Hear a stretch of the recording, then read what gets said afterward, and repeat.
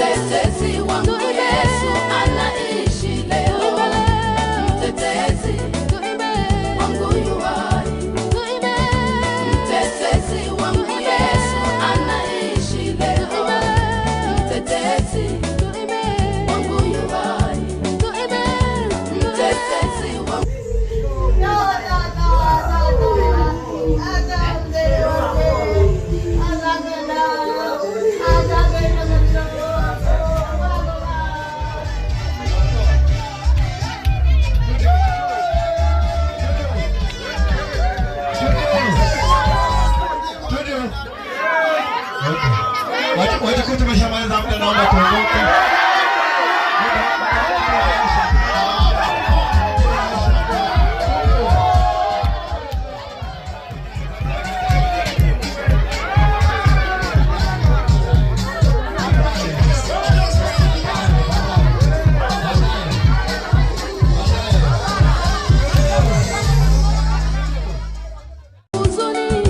Anaitwa mfariji, mtetezi wangu yu hai.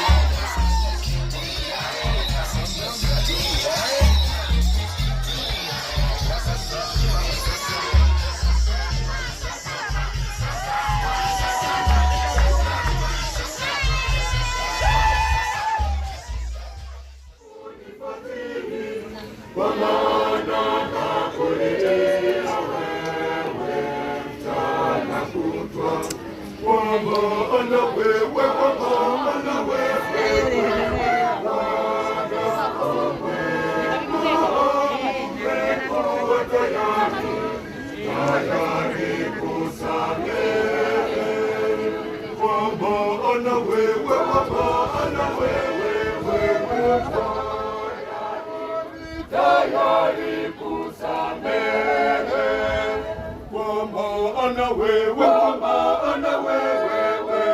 Bwana umwema, umekuwa tayari kulilia wewe Bwana, ahadi yako, maombi yako, maombi yako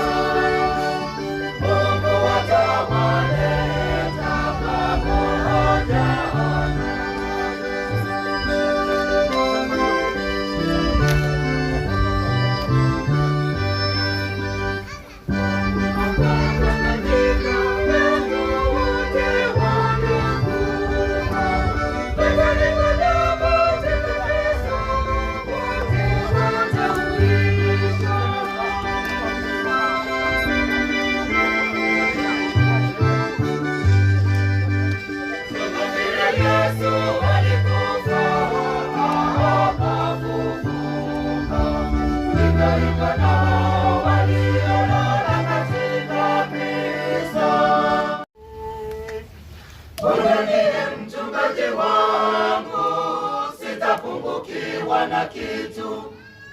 Bwana ndiye mchungaji wangu, sitapungukiwa na miongozo.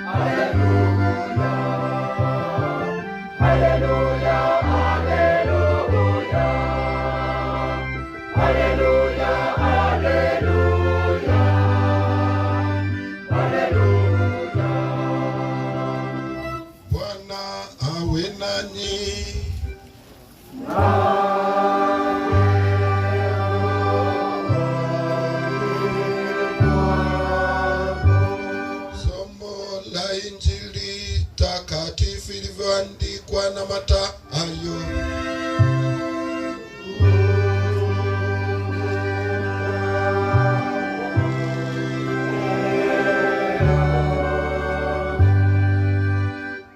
Injili takatifu ilivyoandikwa na Mathayo sura ya 5 aya ya kwanza hadi 12.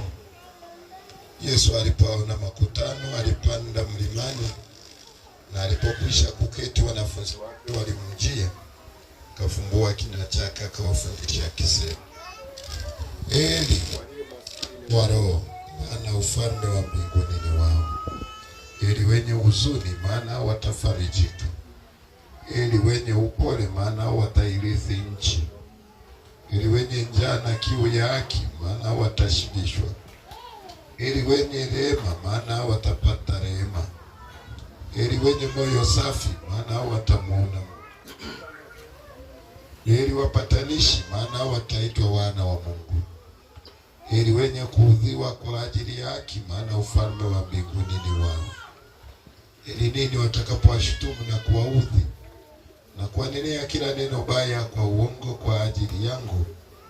Furahini na kushangilia, kwa kuwa thawabu yenu ni kubwa mbinguni, kwa maana ndivyo walivyowaudhi manabii waliokuwako kabla yenu. Neno la Bwana.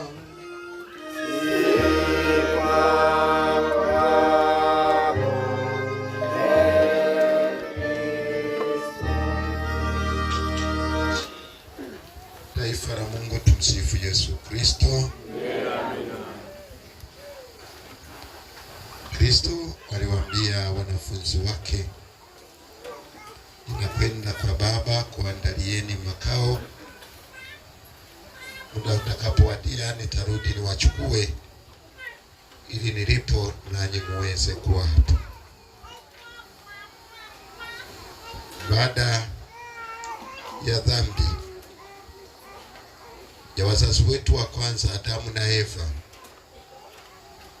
Mungu alisema, naona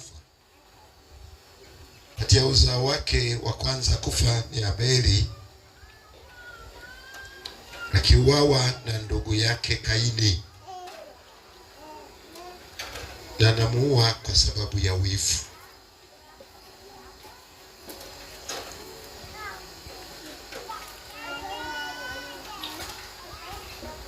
Tangu hapo wivu umeendelea kutamalaki duniani mpaka leo,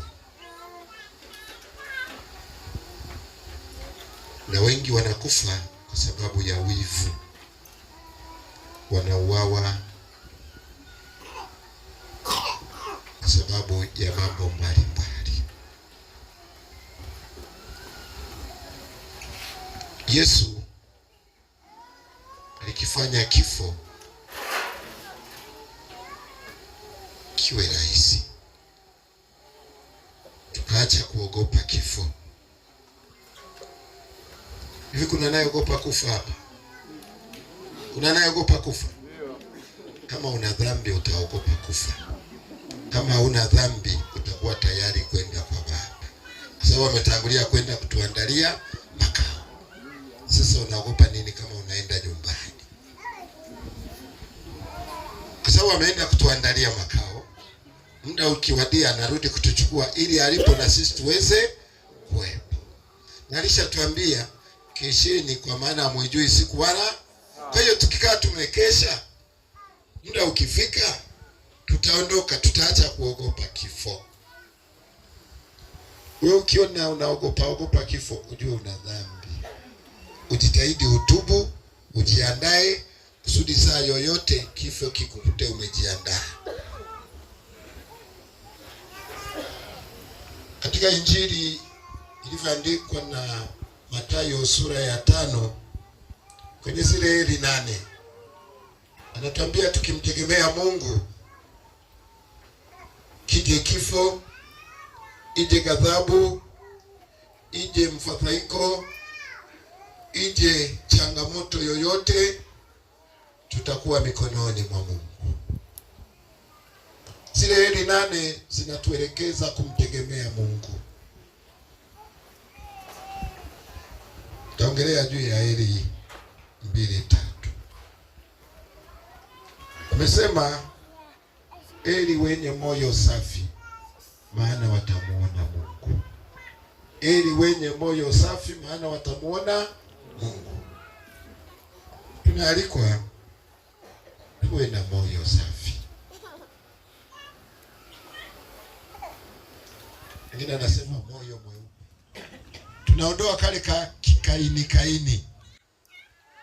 Lakini usipokuwa na moyo safi, ujue kale wivu. Na mmoja aliimba akasema, wenye wivu wajinyonge, sio? Ni Saida Karoli kama sikosei. Wenye wivu wajinyonge, tena wajinyonge sana. Na Saida aliliona hilo, kwamba ukiwa na wivu hauwezi ukawa na moyo safi, hauwezi kumwona Mungu. Ukiwa na moyo safi utatimiza mapenzi ya Mungu, na watu wote utawatakia heshima, maana wataitwa wana wa Mungu. Tukiwa wapatanishi, tukaondoa chokochoko, tukaondoa kuleta vurugu na mambo mengine, kweli tutakuwa wana wa Mungu. Tumwombee huyu baba ambaye ameishi kwetu takriban miaka 83, akawa zawadi kwetu kwa maisha yake, kwa familia yake, kwa majirani na kwa watu wengi. hakupita bure duniani. Upendo wake na maisha yake kwetu yatufundishe kwamba tupo, tutakuwepo, lakini tutaondoka. Tupo, tutakuwepo, lakini tutaondoka. Raha ya milele umpe Bwana. Apumzike kwa amani. Tuendelee na matoleo. Maombi yatakuwa mwishoni.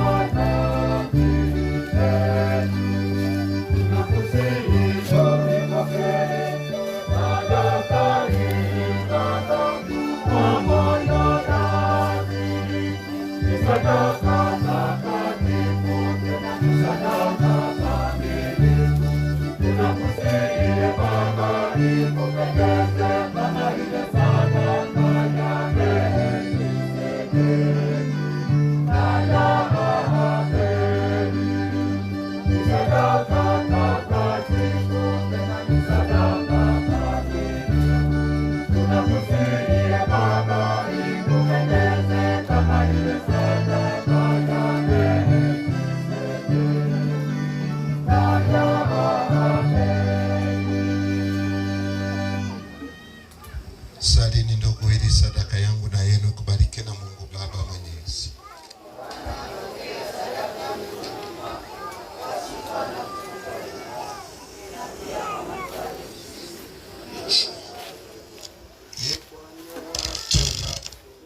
Kwa unyenyekevu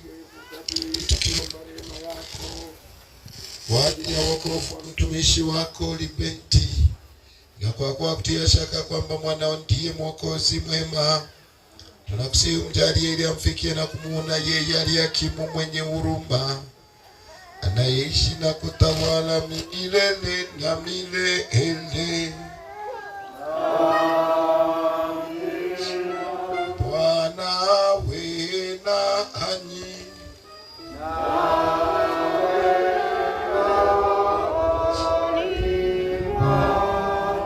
Inueni mioyo.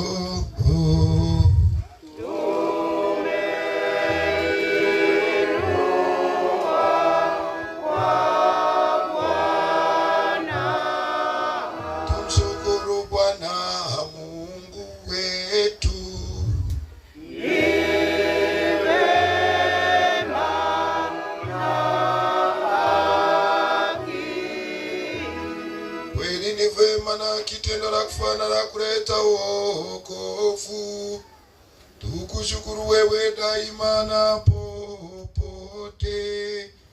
Bwana Baba uliye mtakatifu, Mungu mwenyezi wa milele, kwa njia ya Kristo Bwana wetu.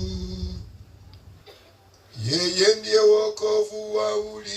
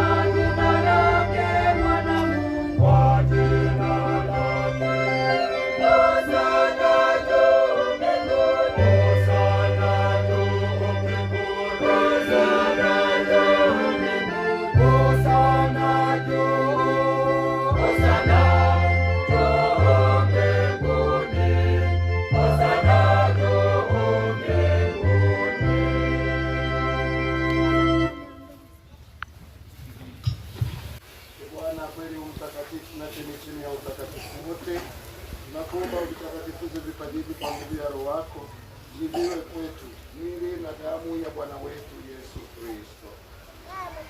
Yeye alipotolewa na kuingia kwa hiari katika mateso yake, alitoa mkate, akashukuru, akaumega na akawapa wafuasi wake akisema, twaeni mle nyote, huu ndio mwili wangu utakaotolewa kwa ajili yenu.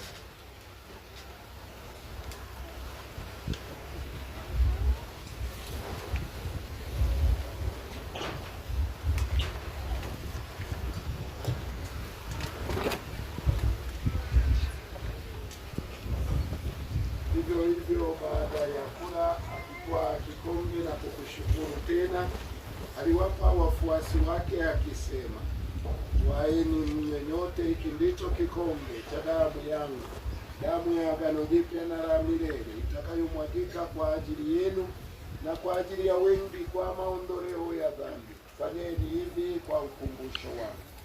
Bwana, tunatangaza kifo chako na kutukuza ufufuo wako mpaka utakapokuja.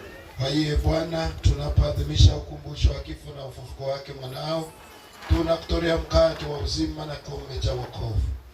Tunakushukuru kwa kuwa umetustahilisha kusimama mbele yako na kutumikia. Pia tunakusihi kwa unyenyekevu, ili kwa kushiriki mwili na damu ya Kristo kusanywe na Roho Mtakatifu tupate kuwa jamaa moja. Bwana, ulikumbuke kanisa lako lililoenea hapo pote duniani, tumilishe katika mapendo, pamoja na Baba Mtakatifu wetu Leo wa 14 na askofu wetu Leo Vitus Mwijage na wakerero wote. Mkumbuke mtumishi wako Libenti uliyemwita kwako kutoka dunia hii. Jalie ili yeye aliyeshirikishwa kifo cha mwanao kwa ubatizo ashiriki pia ufufuko wake. Wakumbuke pia ndugu zetu waliofariki dunia wakiwa na tumaini la ufufuko, na marehemu wote waliofariki dunia katika huruma yako wapokee kwenye nuru ya uso wako. Tunakuomba uturumie sisi sote, ili pamoja na Maria Bikira mwenye heri mama wa Mungu, Mtakatifu Yosefu mume wake huyo Bikira, Tumaini Wedi, Mtakatifu Barnaba msimamizi wa jumuiya yetu, na watakatifu wote walikupendeza kwa njia yake na pamoja naye na ndani yake, wewe Mungu Baba Mwenyezi, katika umoja wa Roho Mtakatifu, unapata heshima yote na utukufu milele na milele.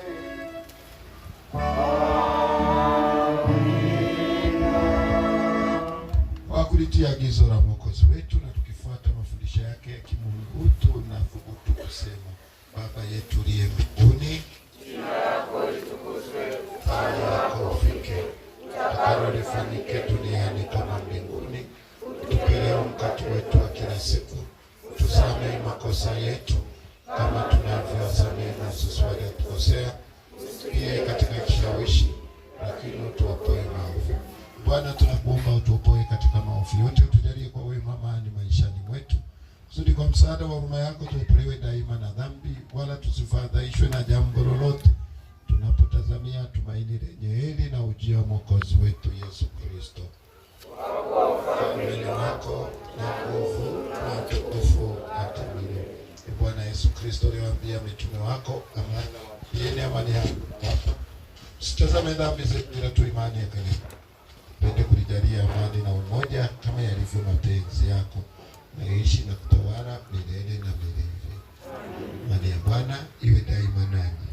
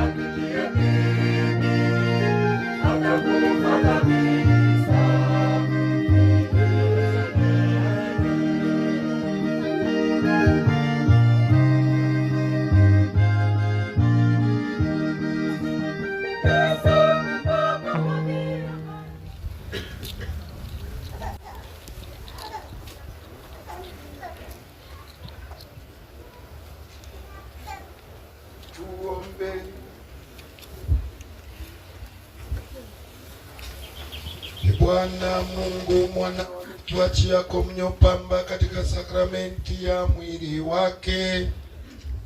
Kwa nguvu ya chakula hiki upende kumjalia ndugu yetu Libenti afike kwenye karamu ya milele ya Kristo, naishi na kutawala milele na milele.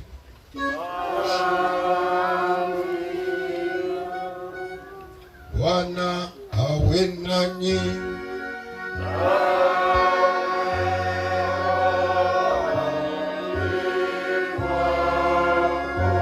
Awabariki Mungu Mwenyezi, Baba na Mwana na Roho Mtakatifu. Nendeni na amani.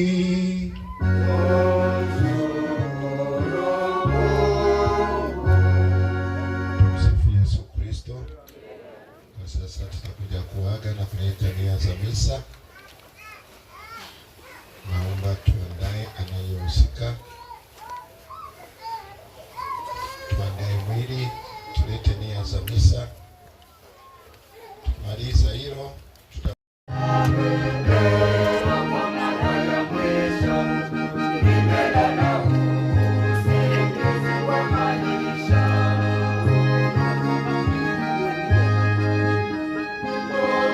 Mungu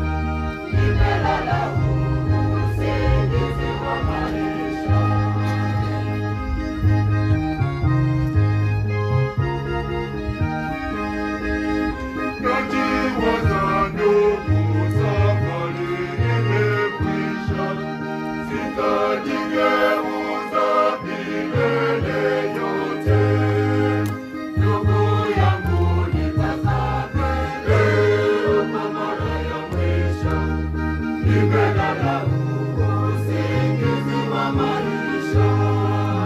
Ndugu yangu nitazame leo kwa mara ya mwisho, nimelala usingizi wa maisha.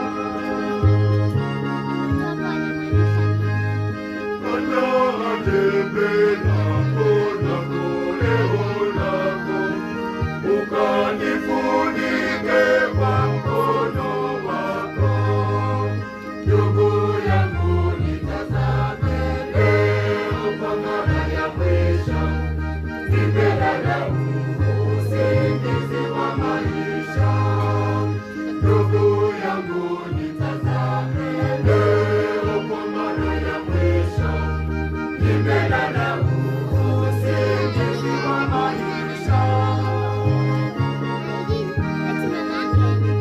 Sauti yangu uliyoipenda sana, tangu sasa unisikii tena.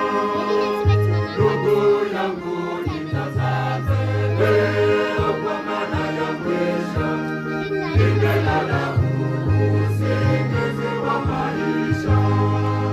Ndugu yangu nitazame leo kwa mara ya mwisho, nimelala usingizi wa maisha. Tukaribishe neno la familia. sana watoto wa marehemu, wajukuu, tukuu. Heshima sana wana kwaya, heshima sana wana jumuiya Barnaba, heshima sana wanazengo mami na Bwana Kristo. Nimepewa kazi mbili hapa. Kazi ya kwanza ni kutoa neno la familia, afu baadaye nitatoa wasifu wa marehemu.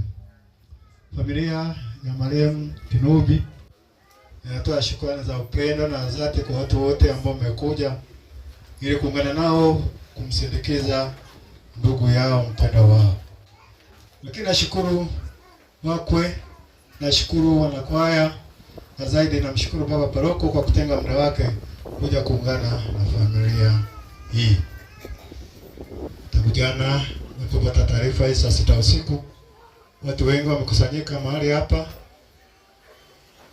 wamekuwa na familia mpaka sasa hivi bado wapo. Familia inasema asante sana na Mungu. Baada hapo sasa naomba nitoe wasifu uliotayarishwa na wanafamilia. Nasema Kagabiro, Mleba, Kagera, tarehe 5 mwezi wa kwanza 2026. Historia fupi ya marehemu Libeti Ndiagati Kinubi. Namba 1, kuzaliwa. Marehemu Libeti Ndiagati Kinubi alizaliwa katika kijiji Kagabiro, kata Mleba, mkoa wa Kagera, akiwa mtoto wa 3 kwa Ata Kinubi na mamu kama. Mnamo tarehe 14 mwezi wa 12 1942 kubatizwa. Marehemu Libeti Ndiagati Kinubi alibatizwa katika kanisa la Kijwire tarehe 14 mwezi wa 12 1957 na Father Sylvester, na kupata cheti namba 1134 akisimamiwa na Petrus Bumbiriki. Alipata kipa imara tarehe 23 mwezi wa 5 1958 Kijwire, katika parokia ya Kijwire, na kupata cheti namba 761. Maisha ya baadaye. Marehemu alipatika kupata mke wake na kufunga pingu za maisha katika kanisa la Kijwire na Bibi Odilia Mirako tarehe 1 mwezi wa 3 1900, cheti namba 16849 uzao wake. Marehemu Libeti Ndiagati Kinubi alipatika kupata watoto 5, kati yao wa kiume 2, wa kike 3. Mtoto mmoja wa kiume nishatangulia mbele yake. Wanaoishi kwa sasa ni watoto 4, wajukuu 29, vitukuu 20. Jumla ya uzao wake ni watoto 1954. Shughuli zake alipokuwa hai. Marehemu Libenti Ndiagati alijishughulisha na shughuli moja na kufanya kazi katika parokia ya Birabo kwa miaka 6. Kuugua kwake. Marehemu Libenti Ndiagati Kinubi ameugua muda mrefu, muda usiopungua miaka 6 ya ndani. Hadi jana saa 6 usiku mauti unamkuta. Marehemu alikuwa na miaka 83 na siku 4.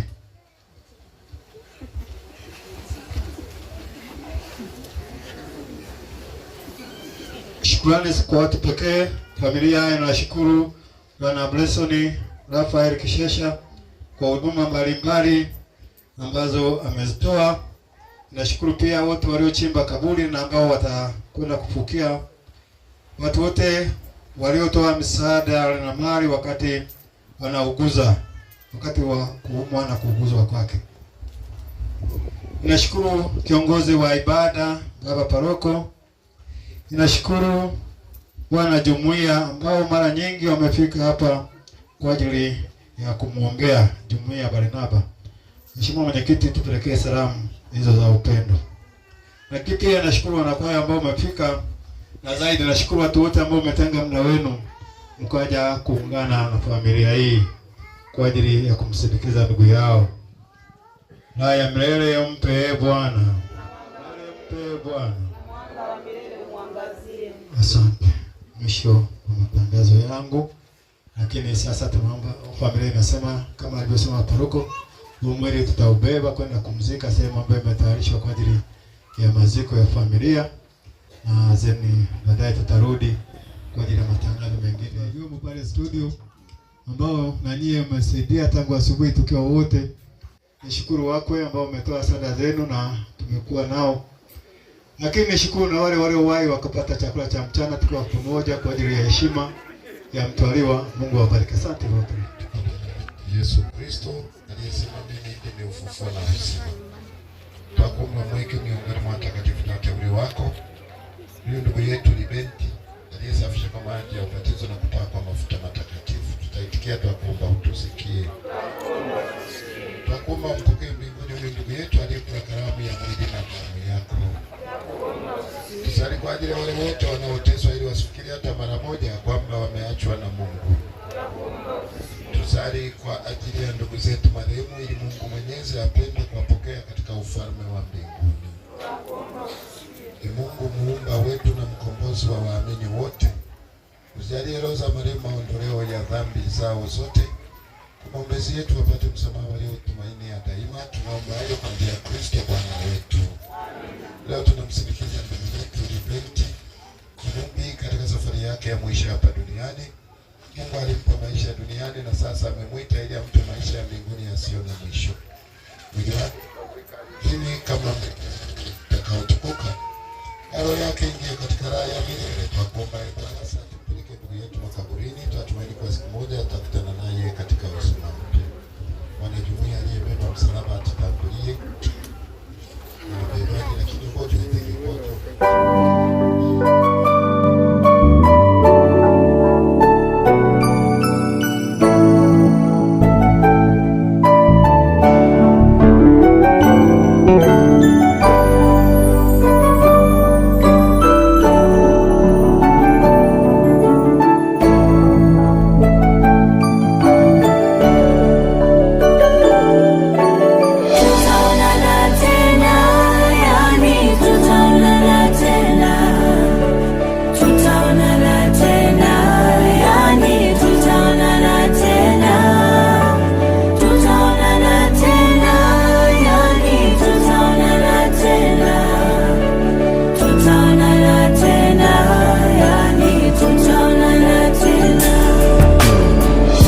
Safari umeimaliza salama, Bwana ametwaa.